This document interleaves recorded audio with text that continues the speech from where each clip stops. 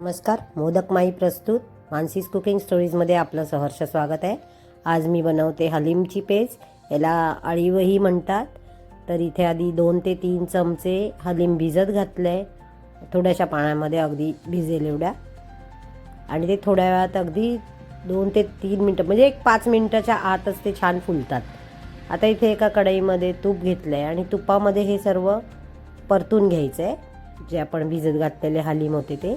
आणि एक साईडला दूध मात्र गरम करायला ठेवायचं आठवणीने। ह्या हलीमची पेज मासिक धर्माच्या वेळेला बायकांनी आवर्जून करून प्यावी, खूप उपयुक्त आहे। आता इथे हे तुपावर परतून घ्यायचं।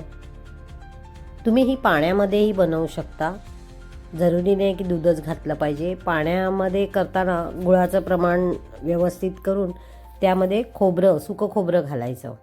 गूळ, सुकं खोबरं आणि हलीम,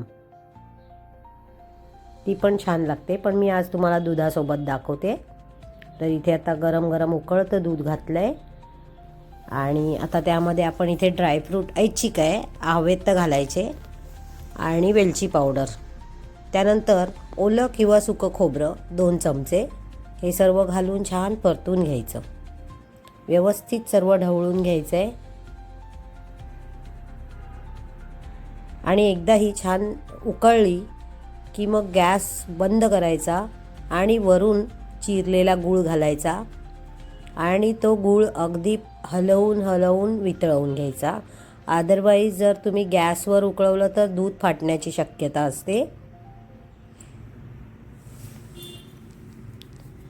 तर इथे आता आपली अशी हलीमची पेज तयार झालेली आहे।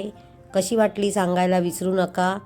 या थंडीत नक्की बनवून बघा आणि महिलांसाठी खरंच ही खूप छान आहे।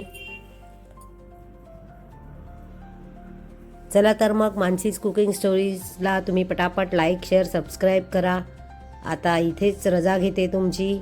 आपण पुन्हा भेटूया उद्याच्या भागात। तोपर्यंत पाहत रहा मानसीज कुकिंग स्टोरीज। एन्जॉय।